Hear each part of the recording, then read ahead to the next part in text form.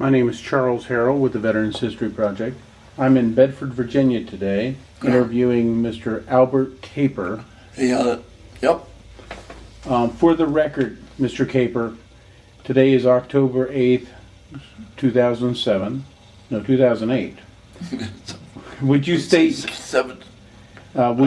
your full name? Albert Kaper. And what is your current address? 6362 Harvest Drive, Sodas, New York. And the zip code is 14551. Where were you born, Mr. Kaper? Holland, Michigan. And when were you born? February 13th, 1923. During World War II, were you in the U.S. Army Air Force? Yep. And were you commissioned, enlisted, or drafted? Drafted. Were you drafted in January of 43? January of 43. And when you were discharged, was January of 46. During the war, what was your highest rank? Corporal. And what company were you with? I was in 1905 Ordnance Ammunition Company. Did you serve in ETO? Yep. And you only served in World War II, correct? Right. Your special duties or assignments were dispatcher? The dispatcher and field work mostly. Field work. We had prisoners of war and guarding prisoners while they did the work. Did you also work in the motor pool at one time? Well, as a dispatcher, yeah. I see. Before we get into your wartime experience, I'd like to ask you a few questions about growing up during the Great Depression.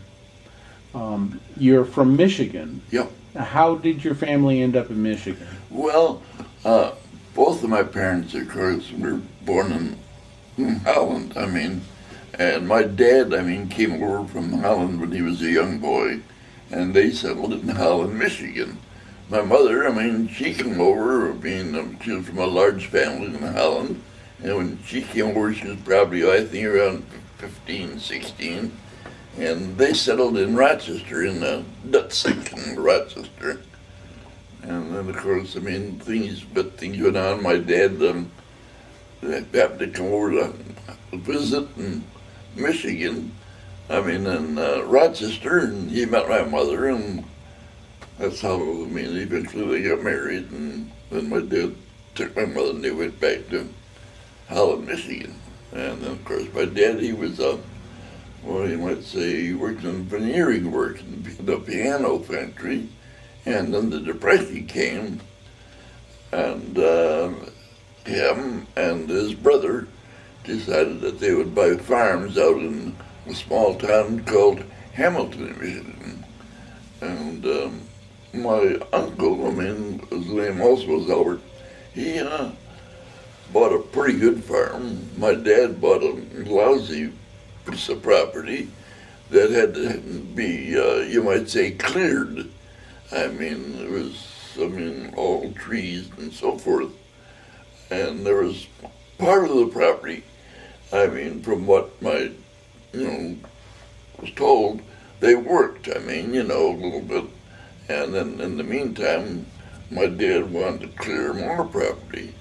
And in the process of doing that, he got injured. They were cutting down trees, and one tree came down, and when he ran, the tree hit another tree and took him down, and his working days were pretty much over. And at that time, of course, during the Depression, if it wasn't for, my middle brother, which was, he was, had a heart of gold, and my mother would take and bunch up little bunches of vegetables, and he would go into town and sell those for income.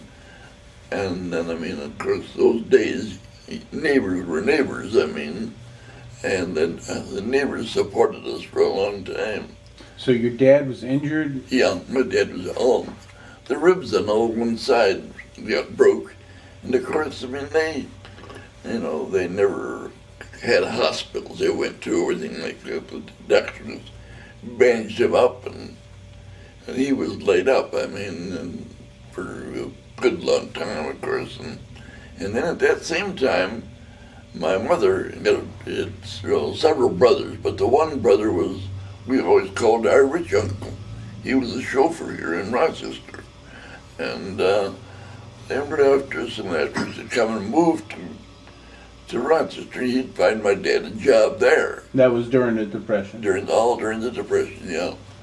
And of course, what was the name of your dad? Alfred Kaper. Alfred? Yeah. And your mom? Mary, well, her real name is Mary Rass. Yeah, and she was from a pretty large family. But when that injury occurred, did your family lose the small piece of farm you were farming on because he couldn't work? Well, I mean, of course, there wasn't much of a farm, at all. I mean, the house would count the stars from your bedroom by looking up in the air. I mean, it was that bad. I mean, it's those things, I always said, we reminisced quite a bit. We were poor, and what people don't know what poor is, like it was during the Depression. People were poor. I can remember not going to school sometime because we didn't have lunches, to carry. And our clothes was all hand-me-down clothes in those days. Did you grow up in a household that spoke Dutch? We were just talking about that today. My mother and dad would never speak Holland in front of us. So I never learned the language, which was sad in the middle years, because in later years, way back when I got married, and my son he got taken into the service, and he ended up in Germany, and then my wife, decided that she'd like to, go there and see him, so we went over there and spent 2 weeks with him, and traveled all through Europe right there, and I got to Holland, I couldn't speak the language, but of course, in later years, I guess it was required that kids in school took a language, and most of them could speak English, so they always had an interpreter around. But when we went down, I was a builder all my life. I came out the service, need the house, and my dad was pretty handy, but I had a friend that I was in the service with that was an A1 carpenter, and he taught me the building trade. And of course, after I got my own house built, one house went to another house, and the next thing you know, I was building, anywhere from 10 to 20 houses a year, and it's interesting, because I love building. And in fact, I am back home right now. I'm working on with 2 customers that want homes built, but the building industry isn't that good right now. But now I'm in modular housing. Right. And I have a young fellow that I'm breaking in. And last year we only built 1 house, but it kept me busy. And that was my biggest thing, is keeping my mind straight and everything like that. Your dad is injured during the Great Depression. How big was your family? There were 6 of us, 3 boys and 3 girls. And where did you fit?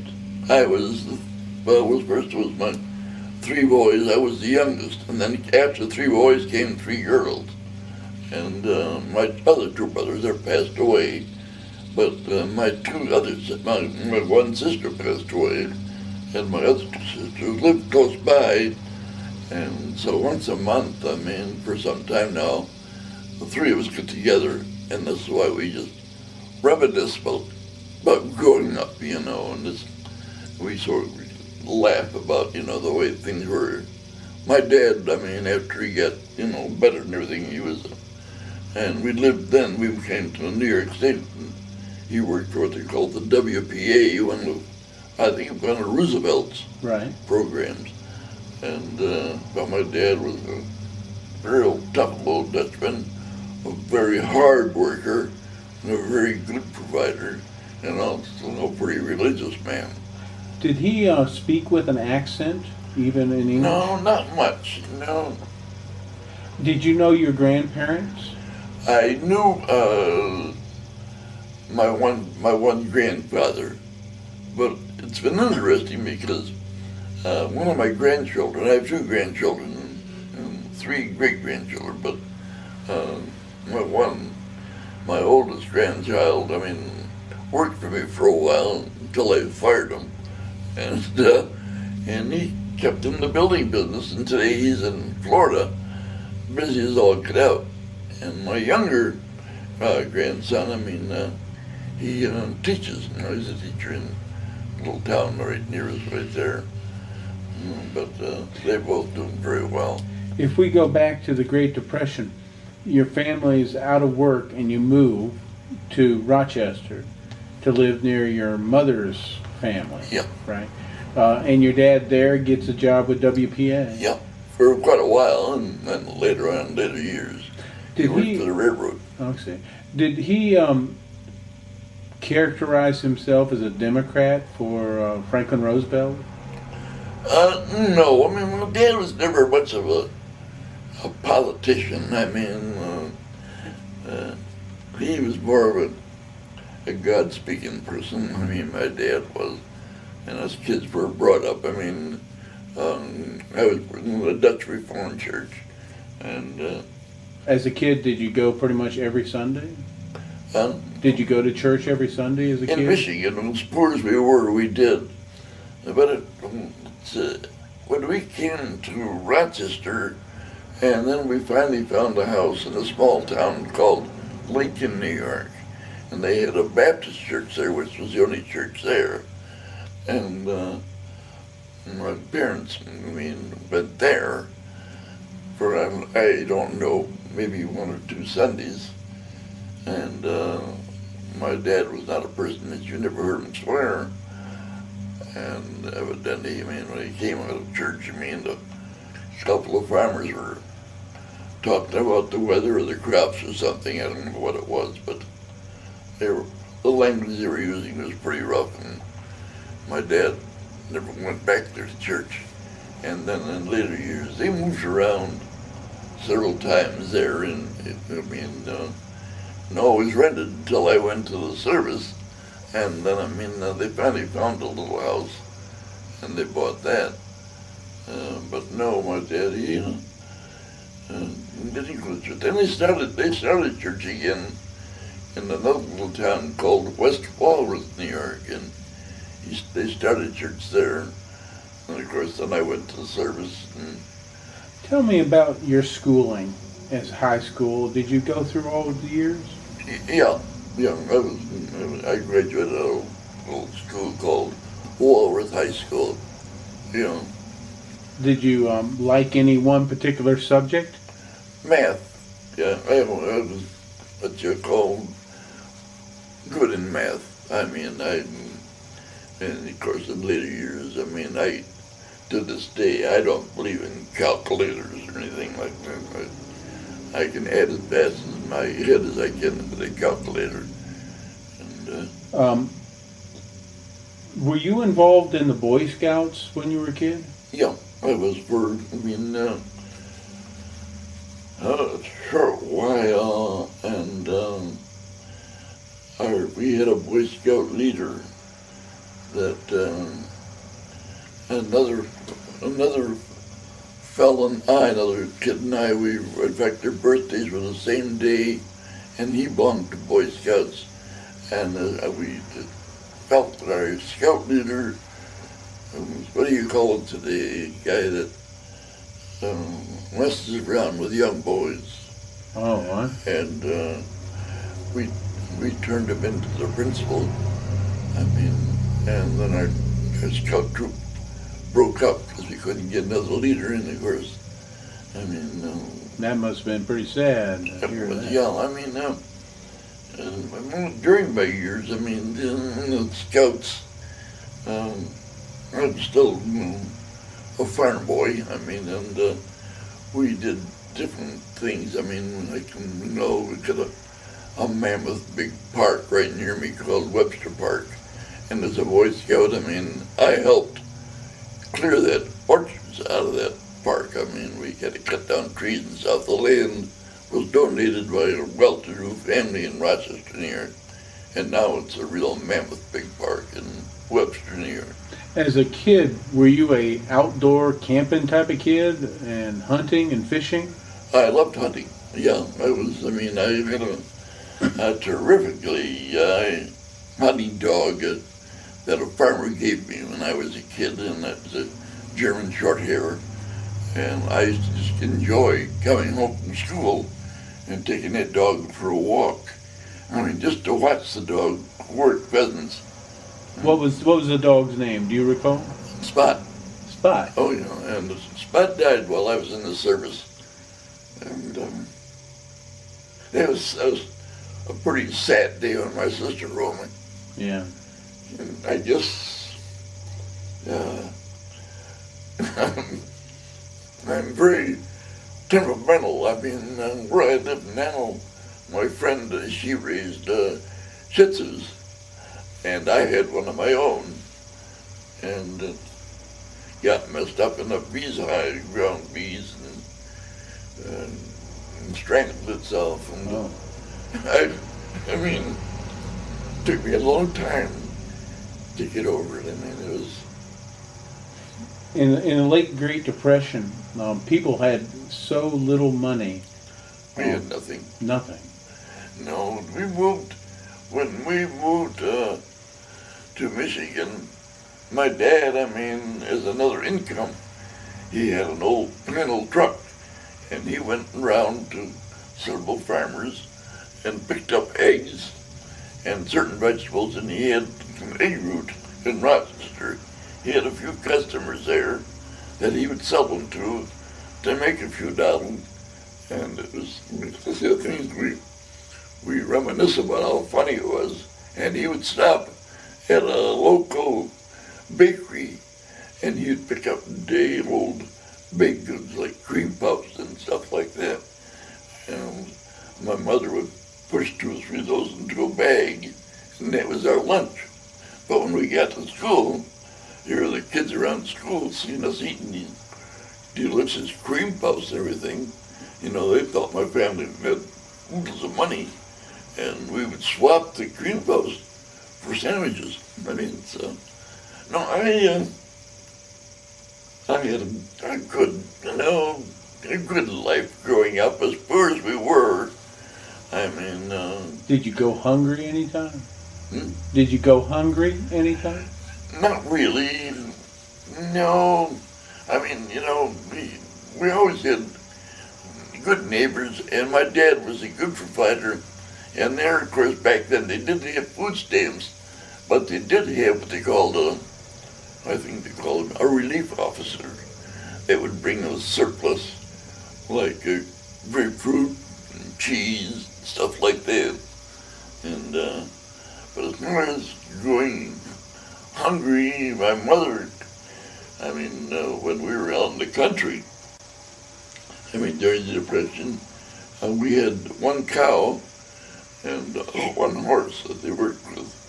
And my mother could, being she was from Holland, I mean, she could make more meals out of the milk and the cream from that cow than what you could believe. And, I mean, there's, all of these things here, like just recently, I mean, she used to make what they call Rosabollen, and they were like a fried cake, and they were just dipped into hot grease, and my mother put raisins with them, and then she'd make a big bowl, and that would be in the center of the table, and at times that would be our meals. Did your mother ever get a job outside the home? No, never. No, my mother never worked. Well, I mean, when we were on the farm, they raised celery, and those days, I mean, they put it in small boxes, and at that time, from what I can recall, it was shipped to Chicago, and then during the Depression, the prices got so low that every time my mother worked was in our own little backshed cleaning salary. Yeah. What was the first paying job you got? First paying job I had, I worked in a little grocery store in West Walworth. I mean, clerking for the fellow there. I mean, he was like the whole family, like a father. He was like a father to me. And Were you graduated high school by that time? No. No? Oh no, I was only about 14 years old at the time. And then of course, I mean, before then, in fact, one of my buddies that I'd worked with he got killed on D-Day, and we were picked up by local farmers.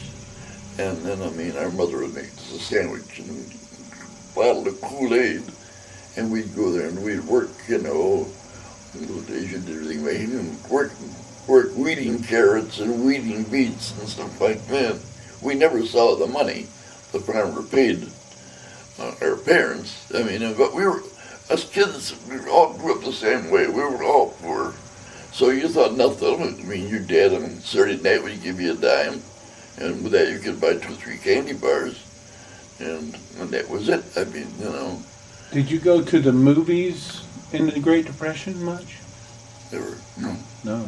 No, we were just talking in fact, the first time my parents ever went out to dinner was when we all were grown up and married, and we took my mother out to dinner. I mean, to a restaurant out in New York there. They never went out. I can recall one time going to a carnival with my dad and my uncle and so forth. It was, you remind these things. These things come to you, when you stop and think. I can recall that when my dad bought the horse, he didn't have any money, and he got his brother-in-law to sign for him, and then he'd pay my brother-in-law monthly. Well, then, of course, when he got hurt, he didn't have any income, and I can recall the little boy sitting in the back seat when my dad and my uncle were at this carnival, and my aunt started harassing my mother for money for that horse, and my mother didn't have it.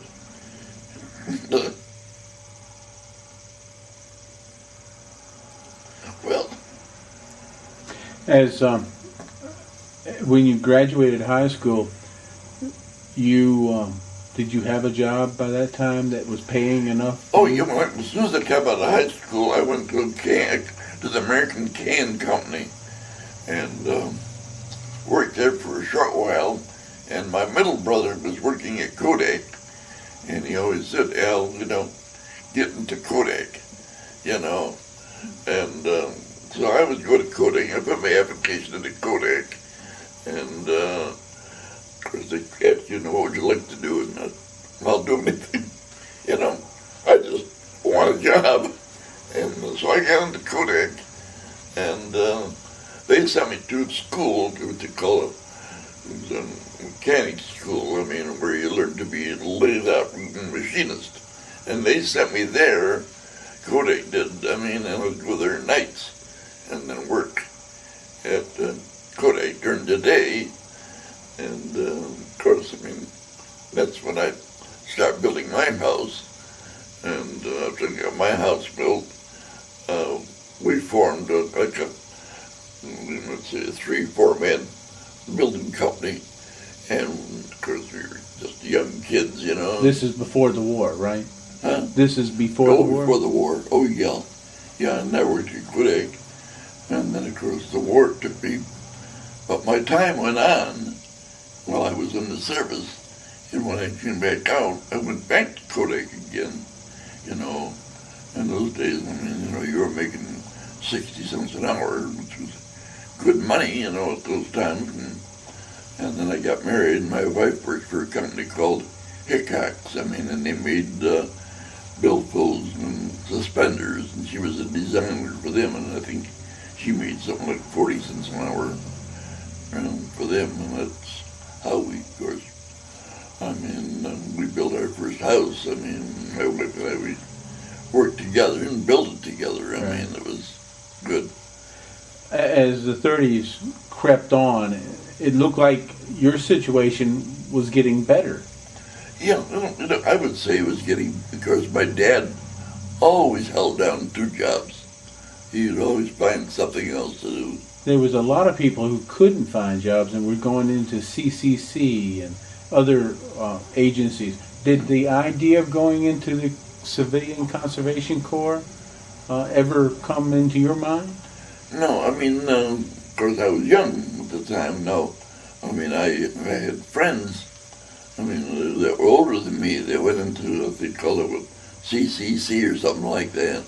Yeah, that went into there. And I thought about that when I came down Skyline Drive. I wondered if they did a lot of work up there, because they did a lot of park work, I remember. But you never went? No. How about your older brothers? My older brother, no, they never did. They worked for farmers. One of them did, one of them worked at Kodak, I mean, later on, but I get a Kodak pension. Even to this day? Well, I mean, it was sort of funny. I mean, I worked at Kodak, and I never thought about pensions, you know, at the time. And when I hit 65, I mean, I was, of course, busy building. And I can recall going to the mailbox, and there's this government check. I said, what the heck is that? It was $67.68. And I looked at this Kodak pension. To this day, I still get it. And you haven't worked for them since the war, right? No. How about that? No, I still get my pension. As the 30s continue, Adolf Hitler comes to power in Europe. Did you pay any attention to his rise to power as a young kid? No. I mean, when you say Hitler came to power, no, that wasn't even on our mind. I mean, as a kid, I mean, you didn't get involved in anything like that. I mean, as far as I often think, I mean, to this day, I mean, how our country has just corrupted. I mean, I can remember being, when Roosevelt was in, and you were in the service, you wouldn't want to say anything bad about the president. That'd be like treason, you would say. And today, with TV, they down him regarded him. There's no respect. I mean, Hitler was taking over parts of Europe by the time you're no longer a kid. You're 17, 19 years old. Could you tell that the war was coming? Yeah, I mean, I was working in this grocery store, and I could remember the day when I was working there when they struck Pearl Harbor, and then they started the draft. But I never dreamt that I'd be drafted. I mean, I was just a kid then. I mean, you know. So did you hear the news of Pearl Harbor on the radio? Yeah. And you didn't think that it would affect you? No, because, I mean, the kids that came in to buy stuff in the store were, 18, 19-year-olds, and much older than I was, and they were drafted. But I never even thought that the war would be that I'd be drafted. And, had you heard about the bad things the Japanese were doing? Yeah. Oh, yeah. I mean, you gotta admit it's amazing about our country, though, isn't it? That when you saw how bad everything was, and now how they become our allies, and it just amazes me. I mean, it's just like, like going there today. I mean, and the war that's in Iraq. I mean, it's so. Granted, it's a bad thing that we're losing soldiers, but when I stop and think, I look at that report and I say to myself, we lost more young fellows in less than a day than we've lost in all the years we've been in Iraq. And they make a big, of course, we didn't have the news media like we have it today. I mean, which I don't know whether it's good or bad. I mean, As the war began, you remained at the grocery store, or did you go to Kodak? well, I went to Kodak. Kodak. Yeah. And as that first year of the war, there was rationing of gas and other things. Did you get affected by any rationing? No, but they rationed, like gas, but I mean, working in a store, I didn't have no special privileges as far as getting it. I would get a gas coupon. I mean, if somebody would give me one, because you get 6 gallons for $1 back those days. Did you have a car before the war? Before the war, yeah. Mm-hmm. That's why I've got a whole full plate of teeth up there. What happened? Well, I was going to school with my sister. My sister's got a scar here. She went through the windshield. She still tells me about it. But I had an old 34 Chevy, and I hit a milk truck head on. And but these things there are all so strange. I mean, because where that accident happened, I built a building for a doctor right at the top of that hill. And when I go get my teeth cleaned, I mean, we talk about it there. I can look out the window and see where I lost my teeth. I mean, was the war started by that time? By that time, the war was over by that time. Oh, I see. It happened after the war. Yeah, it happened after the war, when I got into the accident, when I got into the accident, I mean, I was still going to school. Oh, I see. Yeah, I was still going to school. So that was before the war, the accident? Yeah, okay. So you're drafted. Where did they send you after you got your draft notice? Where did it send me? Well, I started off at, I don't know what the name of the camp was, but I just went there for 2-3 days. Is that Fort Meade? In Buffalo, New York. Okay. Camp Niagara, it was, in the middle of winter, of course, in January. And then they put us on a troop train, and I ended up at the Sands Hotel in Miami Beach, Florida. Had you ever traveled that far before? No. Have you ever traveled that far? Never not before, no. Why'd you go down to Miami? Well, that's where the Army sent me. What was the purpose? Could you tell? Well, basic training, I mean, is what it was. At a hotel? Yep. Did you have any choice on going there? Did you have any choice of what branch of service you chose? No, that was just basic. They sent you down there. It was mostly, I imagine, probably intention of Air Force. In fact, I went down there, and my middle brother, got drafted the same day I did, and he went down there with me the same day. I mean, they're trained. I mean, he was with me. And the thing is, the difference, he got a different hotel room than I did, but we were the same hotel. And, it's not like a fort or a camp. It's a hotel. Hotel, yeah. Did you do a lot of running and shooting or anything? In other words, I mean, all of Miami Beach was taken over by the Army.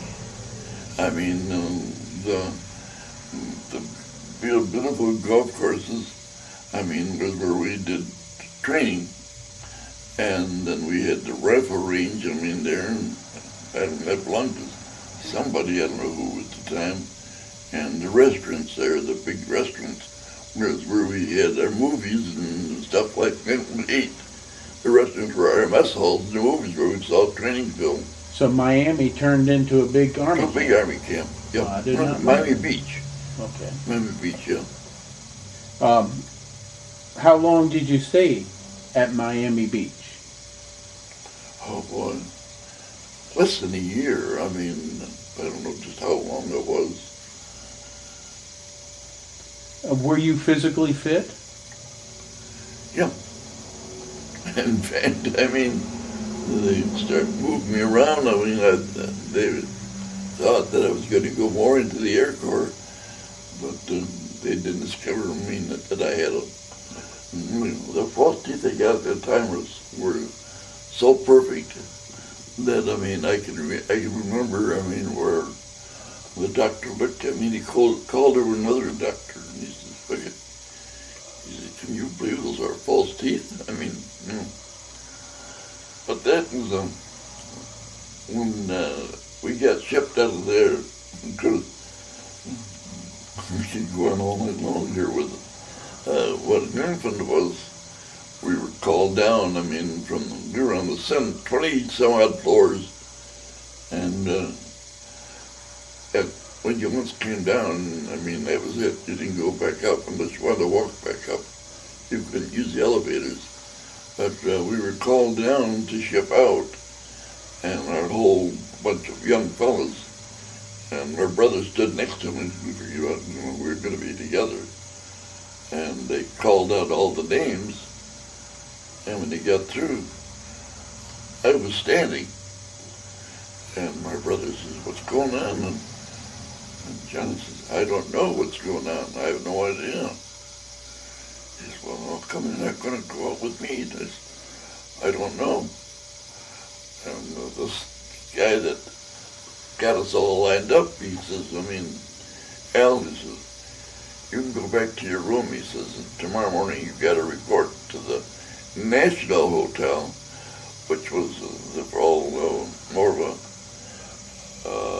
MP motel, you might say. I mean, and Still at Miami Beach. yeah, and needless to say, I was scared to death because I didn't know what was going on.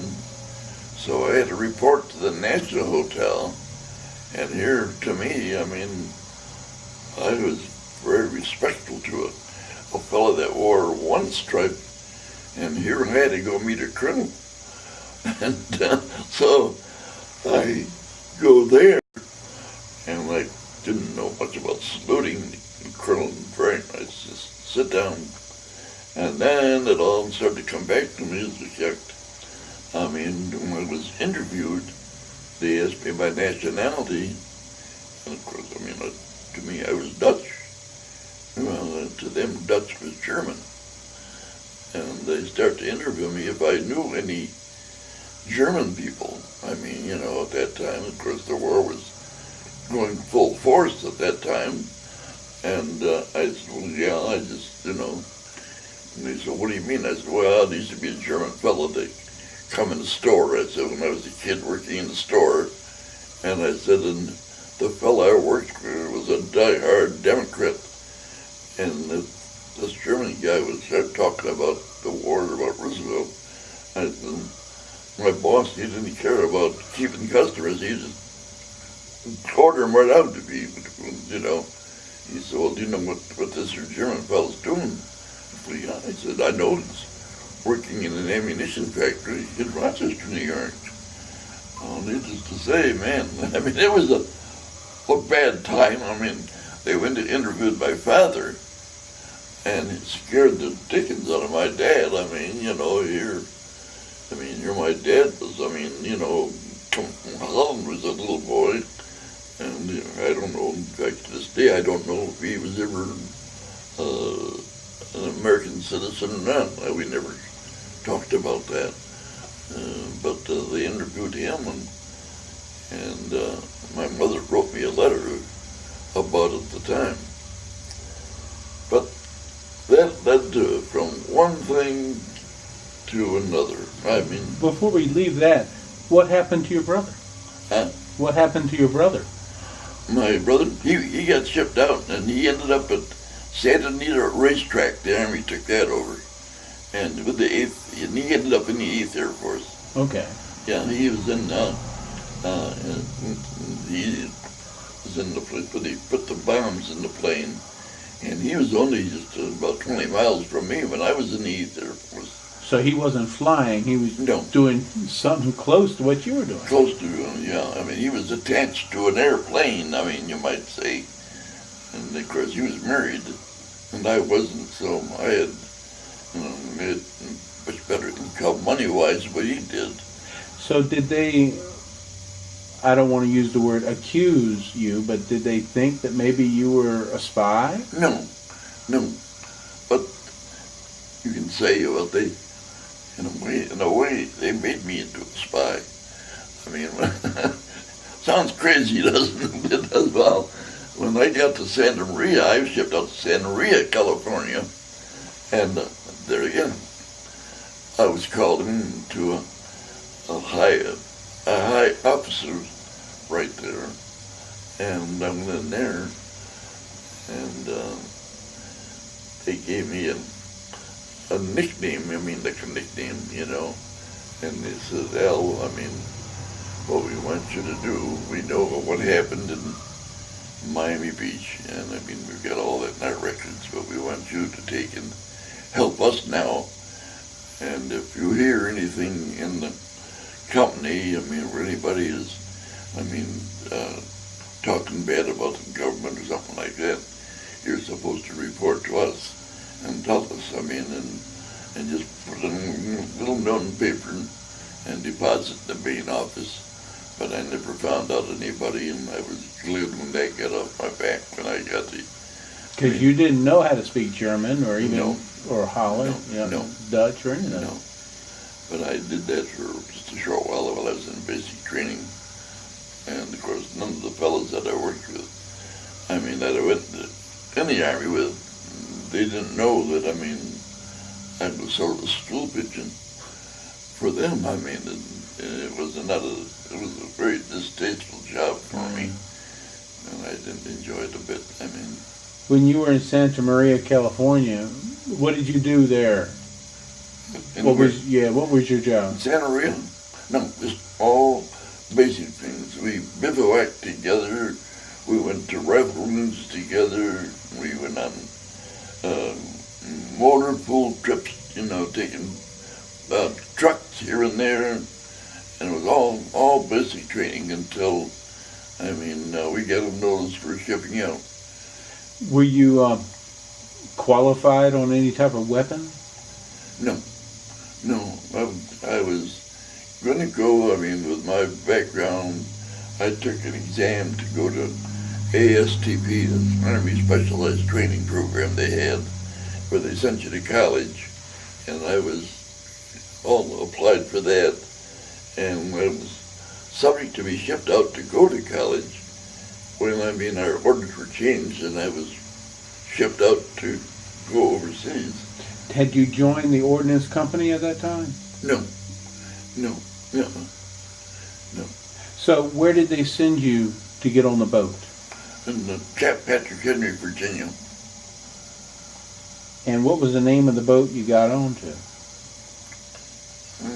That's Cristobal, something like that. So you went overseas on the same boat that Paul went over? I think so, yeah. He went over on the Cristobal. Yeah. How was getting on the big ocean for a landlubber like you? Huh? How was it? Had you ever been on such a big piece of water before? No. Were you sick? Oh, man. I never ate a meal. I lived on apples and candy bars. You know, it was just funny, we were just talking about that, I mean, different things, but when I was there, I had a very close friend, and it's sad, when we got out, I never saw him again. I have no idea what happened to him, but he didn't get seasick. I mean, he ate everything, and like me, but he would give me a candy bar and apple, you know, at night, and so I was that. But he got the bright idea that if you were on KP, I mean, they gave you a round button that said KP on it. And you got them up on the top deck, you got a bunk, which was the best place to sleep because you were in the center of the boat. And it was ideal. And then it occurs to me, if you were on KP, you got one of those bunks. And then, I mean, you were given that KP button, but you didn't have your name listed on KP, see? It was sort of a dirty deal in a way. And this buddy of mine went up on the top deck at night and late, and plucked two of those pins off of guys that were on KP and gave me one. So from then on, I was on the top deck, had a good bunk, and didn't get sick. It didn't have to work for the KP. Didn't have to work on KP, but I had the button. I just gave that button. In fact, I kept it. I just gave it to my grandson. And told him about how he got it. Sort of a dirty deal, but I mean, I didn't care at the time. You all went to Scotland where you disembarked? What's that? You went to Scotland? Yeah. Mm-hmm. And then you took a train Yep. to your base, right? Yep. Where was that base that you stayed at in England? I think it was Brandon, someplace like near Brandon. The name of the camp had a name too. I can't think of it now. What was your assigned job there in England? Oh, I guess being that, as a kid, I was always making things. In fact, we just talked about it here.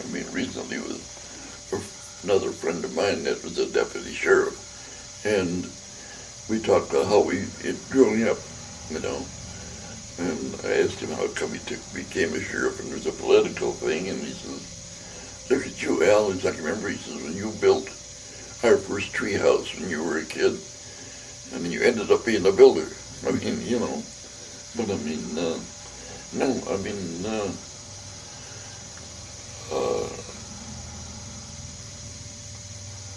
trying to think now just what.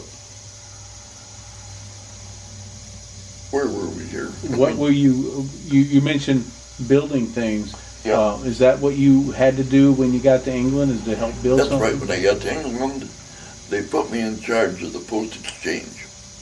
And I had this building, and I built all the booths. Where if the guys came in for a beer, they had pretty fancy booths, that we sat in the building here. So you were helping build the base? Yeah. I helped I built the inside of the post exchange we had. I was talking to Russell earlier, and he said the first day that they were at the camp, they could see a German airplane come over the camp. First night we had an air raid. What happened from your point of view? Well, nothing.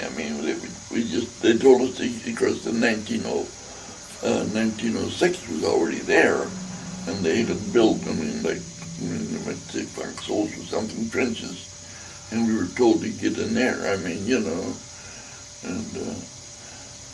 And we were pretty much green at the time, kids, And, was there any bombs dropped? No. Did you see the airplane? No, I didn't see it, no. You jumped in the slit trenches, Yeah. really low? Kid that was in my tent, with me. So the hell, he says, I'm gonna die in bed. He never got out of bed. No. But you did. You got out. I got out, Jumped down in that trench. How long did you stay in that trench? Not very long. No, the sirens went off and then they stopped. But I was, you'd say probably, maybe still am, a mouthy kid. When I was in the service, I was digging, I was punished for it. I don't know what I did, but they had me in the trench digging, And this little French guy, called him French, he was from our ranks, and he was supposed to be watching us and making sure that we were working.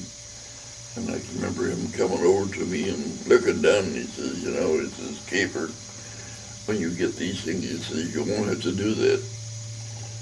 And I never swore very much, but I said, you son of a bitch, I haven't got to do it now. I climbed out the trench.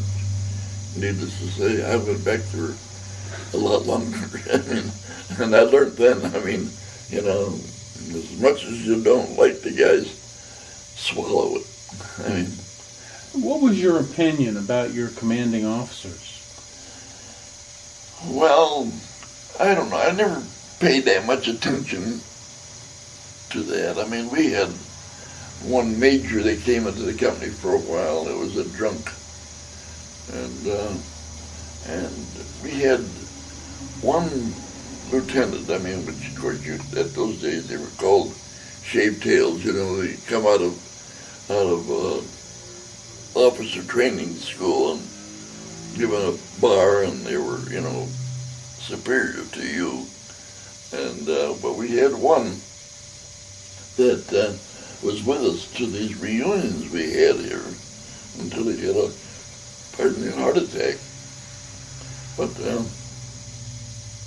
the rest of them, and we had names for him. We had one of them that, you know, with his hair like that, and we used to call him Gorgeous George. I mean, you know, he parted his hair back like that.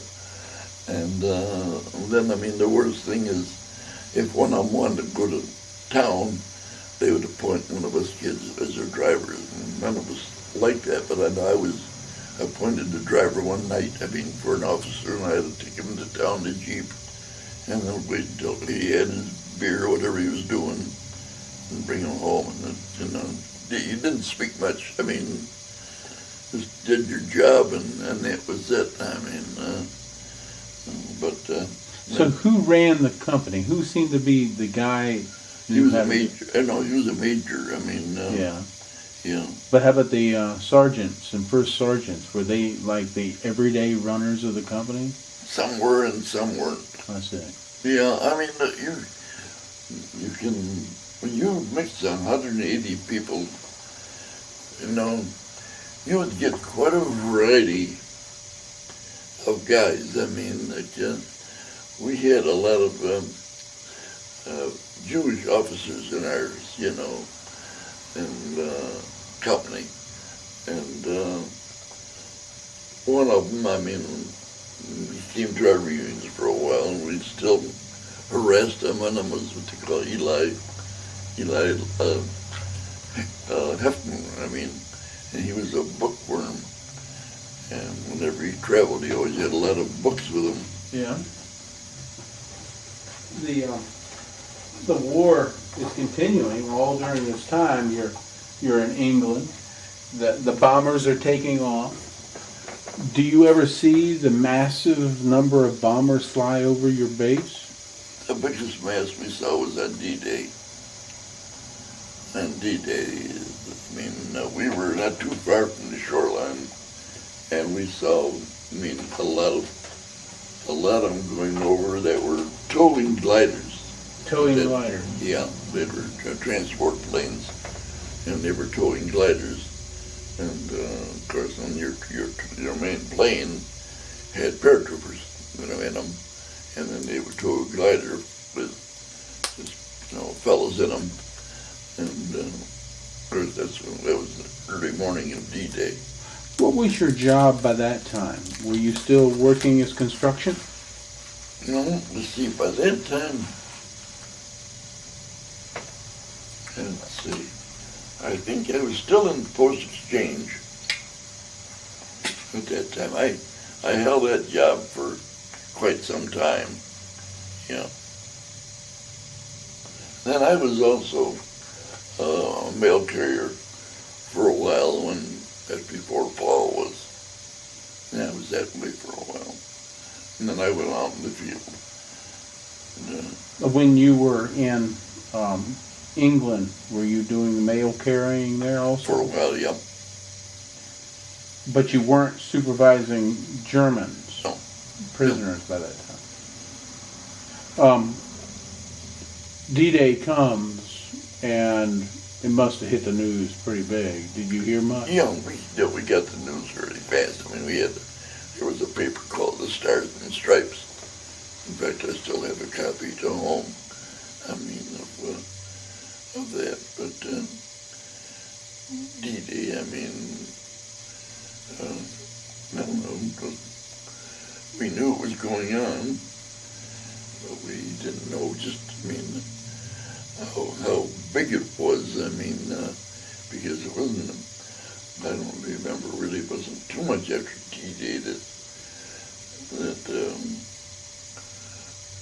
we were getting prepared to go over, I mean, with the ammunition company, I mean, you know, but we didn't go over until, well, I don't know, September, October, somewhere in there. So it was almost fall before you went across the channel. Yeah. Paul mentioned you left from Weymouth, England, to go to Normandy on boats. Yeah. How big of a boat would you, or can you remember, crossing the channel on? Well, I was trying to think of this. He was a young man that drove me down here with his wife, and trying to think what they called that boat. All I know is, I mean, Was it a landing ship tank? landing ship type. It was. We had to go in on high tide, and then wait until low tide come in to drive off. I remember that. Was that your job, is driving a truck off the LST? No.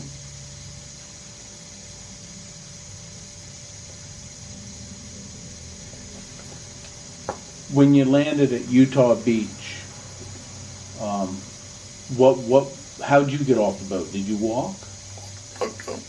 Yeah, we landed at St. Mary's, is where we were, in a mud hole. Yeah, it was a muddy place where we first pitched tent. It was. That was to be your air base, or I mean, It was right near. It was right near. I mean, it was right near an air base.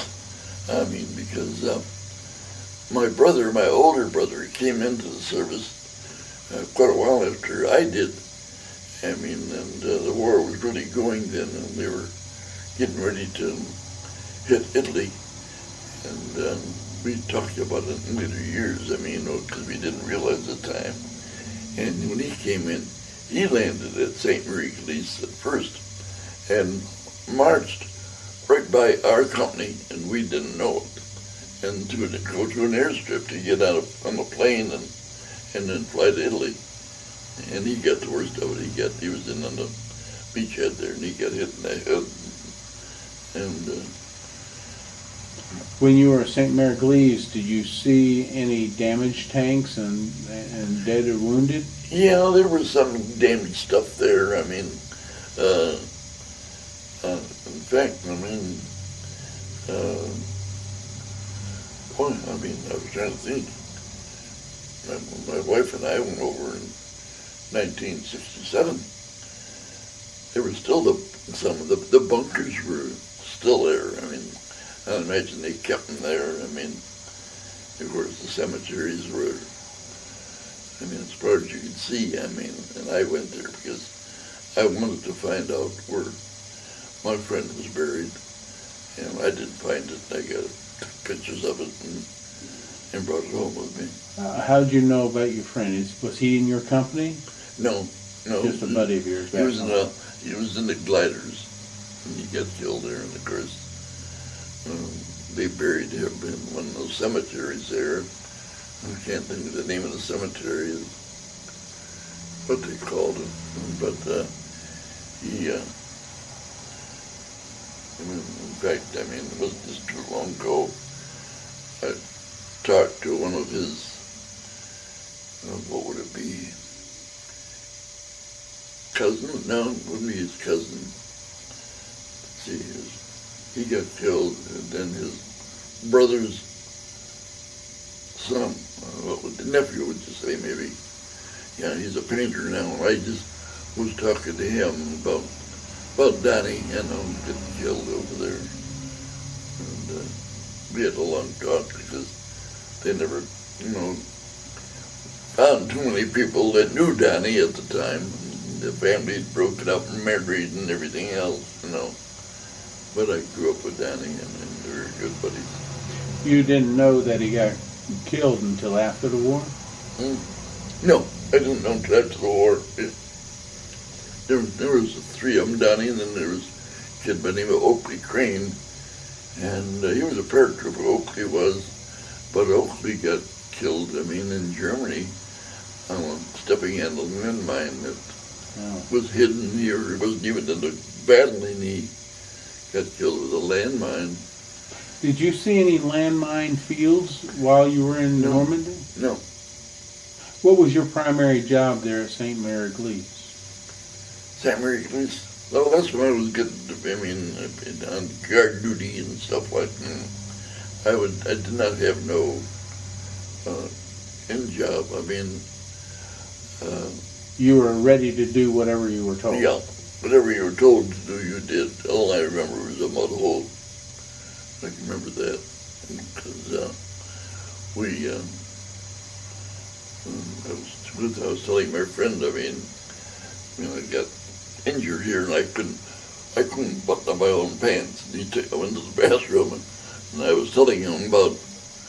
I says, when I was in the service, we had trenches about a foot wide and long. I says, and you straddled one of those and you can look at the guy's butt ahead of you when you're squatting down to go to the bathroom.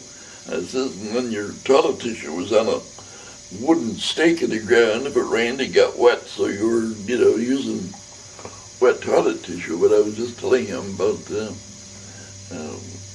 serving, there's just something about when they get frozen chicken, and it always gave everybody, diarrhea, that there and stuff did. And being in a mud hole, the Army issued us what you call galoshes. If you know what a galosh is, it's sort of like a rubber shoe. The old shoe that buckled. They had little buckles on them. And as I can remember, I was laying in a tent at night, and you could hear these guys that would get we call it GIs, which was diarrhea. You could hear them coming down the middle of the tents, through the mud. You could hear these galoshes banging back and forth. And I said, and all of a sudden the galoshes would stop. And you could hear the guy saying, oh, son of a bitch, that he didn't make it. He went in his pants with his diarrhea. I need to change the tape. Of all the jobs you had there in Normandy, which did you like the best? Well, I don't know. I was never much of a bitcher of what I did. There toward the end of the war, we were still getting ammunition in, and we had German prisoners that were doing the work, and I was guarding German prisoners at that time out in the field, and we were just talking how crazy the war is. But I got very friendly with one of them. He was about my dad's age. He was an older man than my dad's age, and he was just lonesome. He was glad he was a prisoner, but he was just lonesome. And during break, when they would bring out the lunch wagon, truck, to give them their lunch, and then I'd get my lunch, and I would sit up on top of a pile of ammunition eating, and they would come and he would come up and talk with me, and we would talk. And in fact, one day he came up and he said, Alex, I want you to have something. And he gave me a round medal that his wife gave to him when he went to the service. In fact, I kept it. I just gave it to my grandson here about a month ago. I told him I want him to have it. And it was a medal that his wife had given him.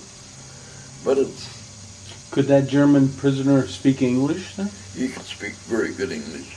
Well, we had another one that, that he came out of Buffalo, New York. Here, and he went home to see his parents. And that's when he got drafted. In the German army? He was in the German army. And it's, at the end of the war, some of these things, that you ran into, it was, we had German prisoners for quite a while. But they were all just glad to be out of the service. What was one of the jobs you had when you were in France that you totally dislike? You really hated doing?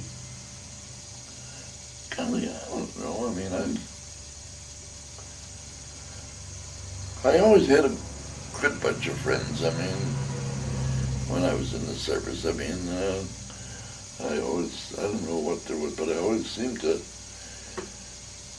team up with, I was just a little guy at the time, but I always seemed to team up with somebody that watched over me. I mean, I was very fortunate there. We used to get into some stupid arguments, which today, I mean, it's all so changed.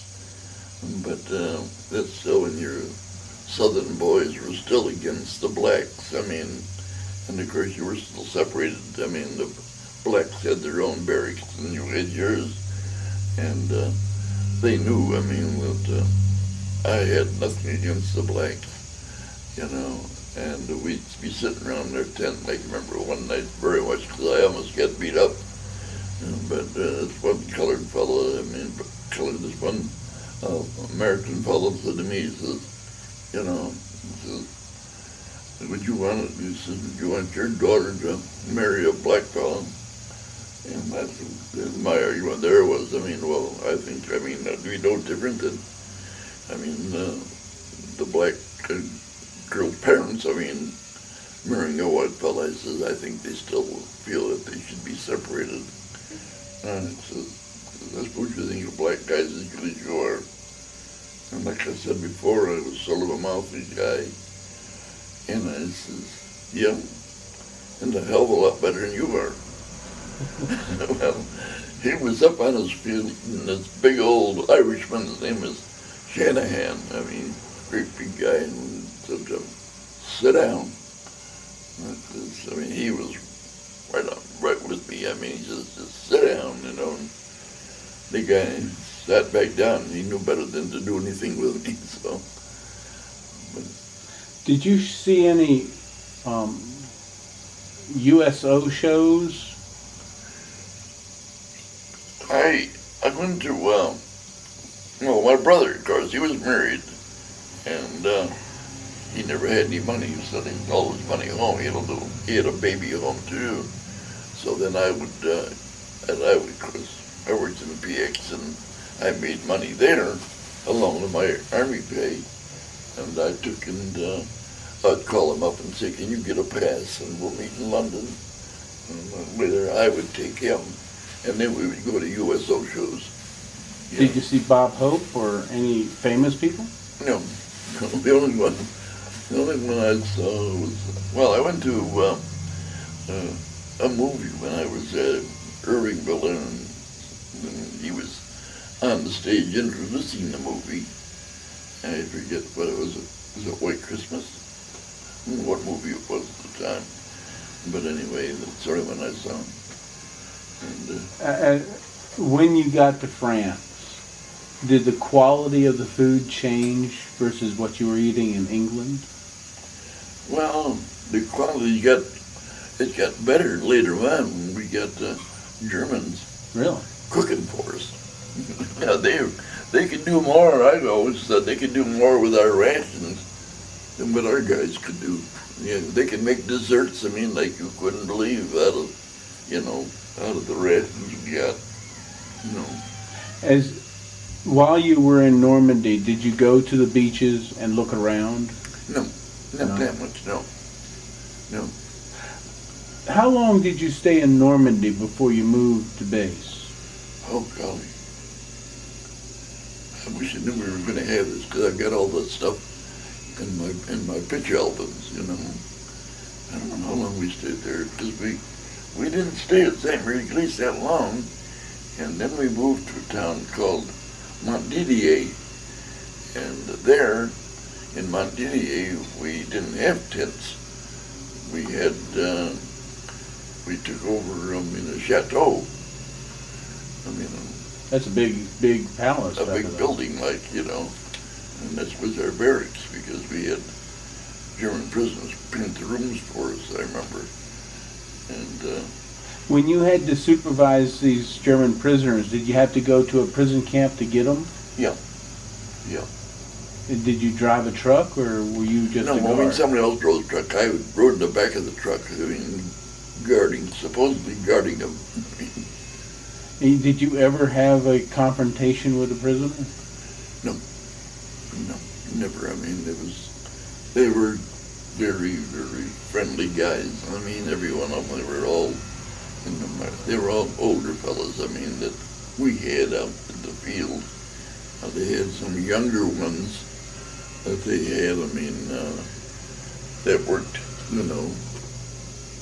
that worked in the kitchen. I think they worked in the kitchen because one of them got into a mess by stealing peaches or something like that. They punished him by making him eat peaches. So, that wasn't too bad. I mean, At Montdidier. Montdidier. Montdidier. Yeah. Were you a dispatcher there? For a while I was, yeah, because, I mean, in fact, one of the fellows that he didn't come this time, he still had a dispatch ticket that I'd given him. I mean, he kept it around. You wonder why, but he kept this dispatch ticket. Yeah, he carried it. He said, "There, Al," he says, "the ticket you made out for me to take out a treating Jeep or a truck or something." Did your camp come under attack at all in France? No. So the only time your camp came under a so-called attack was pretty much the first day you were there in England? Actually, yeah. I mean, and of course, I mean, like I said, I think we were all kids. I mean, then that's when, I mean, mostly. But I don't recall no plane. I do recall, I mean, what they call the V2 bombs coming over. You saw those? Yeah, those coming over, and they were headed for London, of course, and that's where they did their damage. But I was in London, a couple times during air raids, and of course, being stupid American soldiers were the English people all going down to the air raid shelters. The American guys would come up out of them to see what was going on. Just curious, I guess. What was your opinion after meeting the English and then meeting the French? Did they treat you differently, the French civilians and the English civilians? Well, my opinion of both of them, English and, did not like us. I didn't think the English, I mean, if you talked to them, they wondered why we came over. They didn't need us over there. They were winning the war. And some of the old timers would tell you, I mean, you guys, you think you're winning the war. We could have won it without you, And you got that kind of sarcasm. When you got to France, I just felt the French people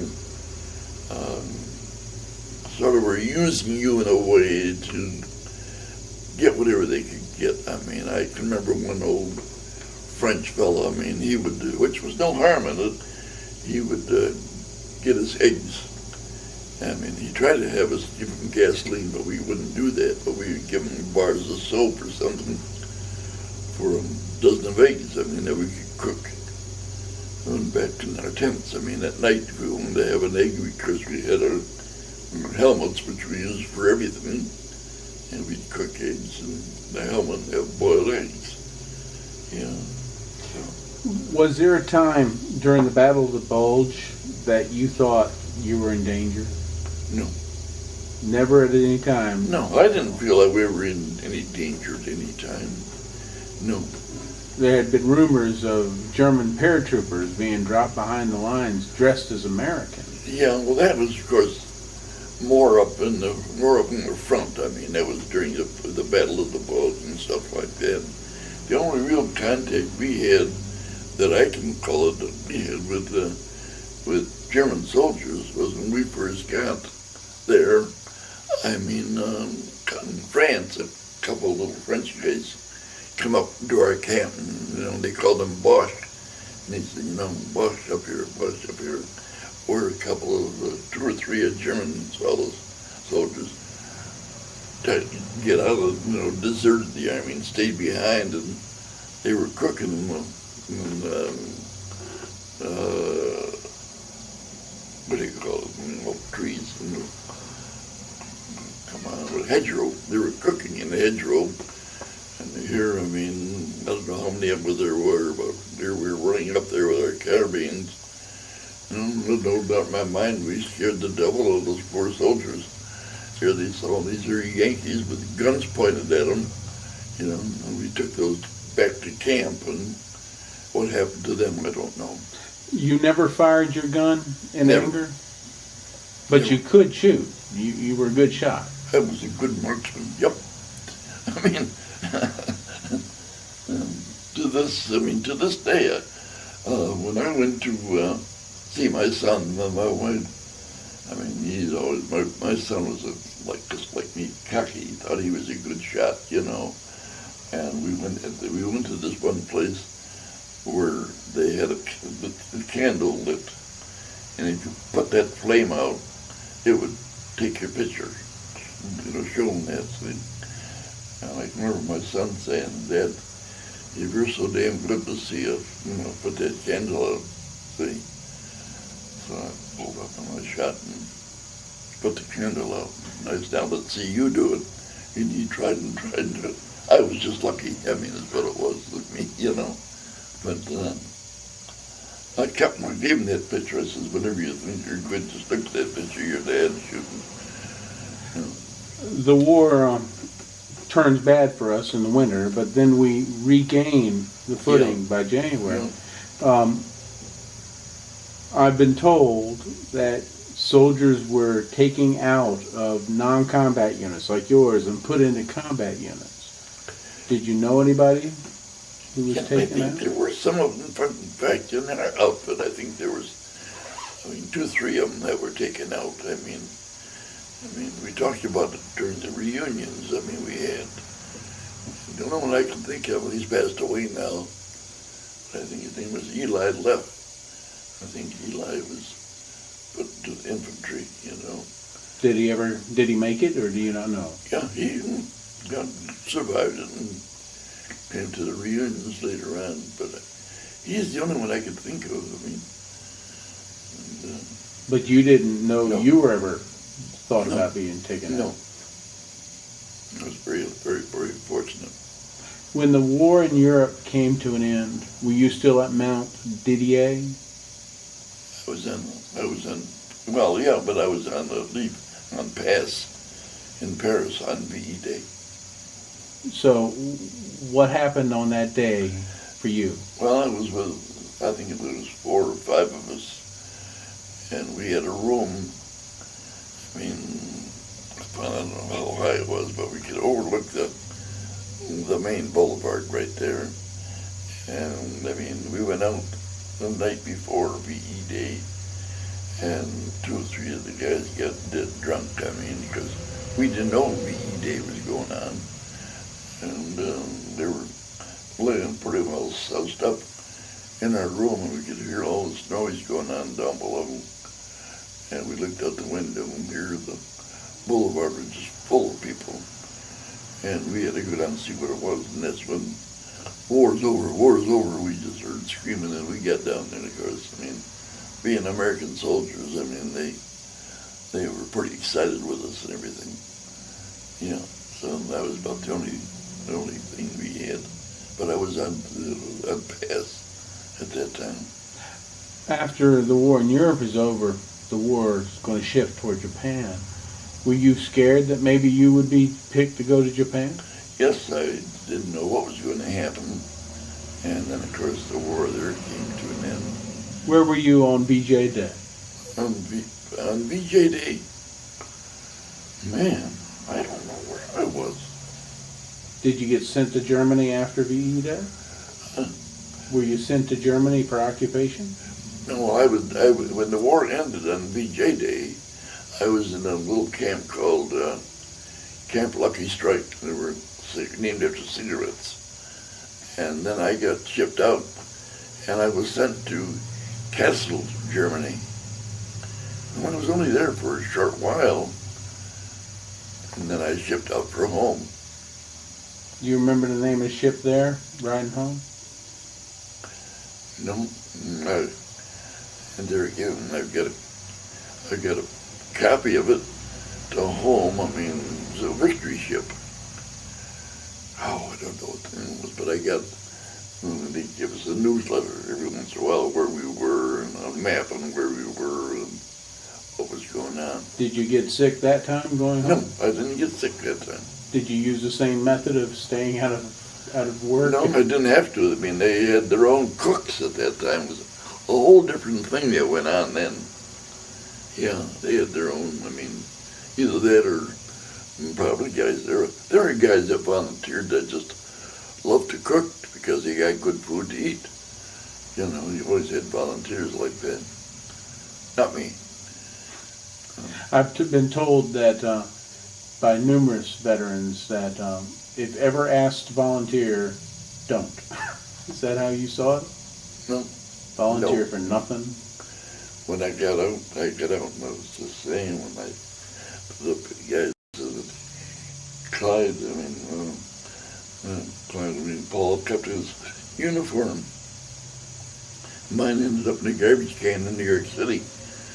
Just dumped it and bought civilian clothes and came home by train. So you didn't even wear them on home then? Huh? You did not wear your uniform home? When I got home, no. I gave my jacket to my sister, and my mother was, she was so upset with me because I never got home the 3 years I was in. I never got a furlough. So they never saw me, face to face in uniform. And she wasn't too happy with me when I came home with civilian clothes. Did you get pictures of you in uniform though? My uniform? Oh, yeah. I got photo albums. I mean, Did you bring them today? Did you bring any photo albums? no, No, not today. no. Did you have a nickname? Did you gain a nickname while you were in the Army? When I was in my younger days, No, when you were in the Army. yeah, I had a nickname at one time. I mean, I was called Nigger Lover. Oh, what? and that is a funny story. I mean, this one fellow, in fact, he helped keep the reunions together. His name was Sandy Bowers. And he was a terrific guy. I mean, from day one, when he went to service, I think he made money. When he got to England, he bought bicycles and rented bicycles to the fellows to ride into town. And then, during the night, he repaired them. That guys get drunk and wrecked them, and he'd have to repair them so he'd get ready for the next night. That's where he made his money. Well, and of course, with the reunions and the years went on, Sandy he owned a couple of drugstores in Florida, and he was pretty much of a well-to-do man, nice guy, and I always thought the world of him. And he, got real sick, and they put him into hospice. And I heard, and I wanted to see him before he passed away. And being my grandson lived right near where he was in Florida, my grandson did. I stayed with my grandson for 3-4 days, and I got to see Sandy, before he died, and when he was in the hospital, I went to see him. And while I was there, this black woman come in, and he was strictly in the service. He was against black people, but when she came in, she says, Sandy, you can give me your bath. And I waited around. He came out, and he said to me, he says, I've changed, haven't I, Al? I said, you sure have. He said, Al, he says, they give me the best care. He says, no, they've been so good to me here. He said, so he says, yes. And he says, I've changed, he says, in my attitude toward people like that. And that made me feel good.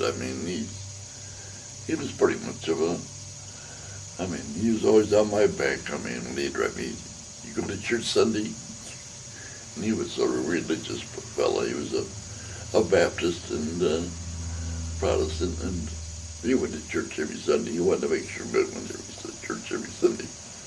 Did you carry anything for good luck during the war? I mean, when I was in the service, no. You seem to have a lucky life. I feel I've been blessed with a very, very lucky life. Yes, I mean, I have an apartment right now with a friend of mine. I mean, that there again, being in the building business, I got so darn busy, and this gal worked in the lumber yard that I needed somebody to do my book work, and I just jokingly went in the lumber yard one day, and I said, Liz, if you're looking for a job, I said, I need somebody to do my book work. And she said, Al, when do you want me to start? She said, I want to get out of here. So she came on with me as a bookkeeper. And then, I mean, sort of a partner. She had a, a personality that was so terrific. A very religious girl. And her personality, she could sell houses, I mean. And everybody that I dealt with just loved her. And so then years went on. I mean, of course, I got older, and I lost my wife and everything. And then I got an apartment downstairs in your house. So today I just feel that I'm about as lucky as you can be. I know I'm going to catch the devil when I get home, because I haven't called her and told her about my, oh no, I'm going to hear about this. But because I just got out of the hospital. For 8 days I was in the hospital, and she was there every day. But she watches over me like a hawk, taking my blood pressure and everything. And now you can see I have very close friends. Neighbors, You know, there's a couple here that we have. I mean, Kevin, I mean, he'll tell you that I've sort of adopted him and his other wife. I mean, he had, and the whole family. I mean, in fact, when I get back, I'm supposed to meet his oldest son. We meet every Saturday for breakfast. I don't know, we're debating whether we're going to be home Saturday or whether we're going to spend more time so they can see more of the country. We haven't decided yet. Can you tell me, if you thought back to it, has the military did anything for you? Those 4 years, those 3 years you were in the military? Anything what? What did it do for you for the rest of your life? Well, I think one thing is it learned me discipline. If nothing else, I mean, that was one thing I mean, as much as today, I mean, of course, when I was in the service, it was a rule that you did, that you saluted officers. And if I saw an officer coming down the sidewalk, I'd cross the road, so I wouldn't have to salute him. And I mean, there are some things, just like you go to court today, and and the judge walks in, and you say, they'll say, please stand. Why should I have to stand up? Because he's a judge. Being in the service, being in the building business, I dealt with a lot of attorneys, and some of them became judges that I wouldn't give them the time of day, just through politics. I mean, and I never could respect our law the way I should. I mean, because to me there was so much of and I could be wrong in so many things, but I've had a good life. I mean, I lost my wife at a very young age, but I mean, I've had so many good friends. Liz just put on the 85th birthday party for me, and we had over 100 people there. And then, I mean, we have an alumni banquet I go to every year, and even the last one, they said, Alan, there's no doubt in my mind, you've got a lot of friends. Some people say that your war, World War II, was different from the wars we've had since. In your opinion, do you think that your generation fought for a different cause than the generations that have fought in Korea, Vietnam, modern day Iraq? Well, I don't know. I mean, Was there a difference between your war and these other wars? discipline-wise, yes, there was a difference. I mean, as far as, disciplining your officers and stuff like that. But as far as some people, many people say that, well, the Iraq War was wrong, Well, I mean, I can weigh that both ways. I mean, I think, and I hope it's proven that it was all for the good, And you wonder, I mean, like right now with the election years coming up. I mean, it's. But how about your war? How about your war, the War II? What I think of my election? No, of your World War II. Was that a necessary war? Oh, I think definitely it was. Yes. After the Japanese bombed Pearl Harbor, we had no choice. I mean, and then with the war going on in Europe at the same time, I think it was very necessary. Now, I don't regret a day, of my day in the service. Not a day, There's a lot of controversy about dropping the atomic bomb. What's your opinion about dropping the atomic bomb and what Truman made that choice? At the time, it had to be a mammoth big decision for Truman. But I think it was the right thing. I think, it was what brought the end to the war. So you might say, so we had no idea how many young people, how bad it could have been with another, like another Normandy, you might say. How bad it would have been. If we wouldn't have stopped them somewhere along the line, and they kept coming and coming, and to me, it's horrible for the people that perished there, but it's horrible for the soldiers we lost on D-Day too. Thank you very much for your interview today, Yeah, Mr. Kaper. Kaper. Mr. Kaper. Yeah.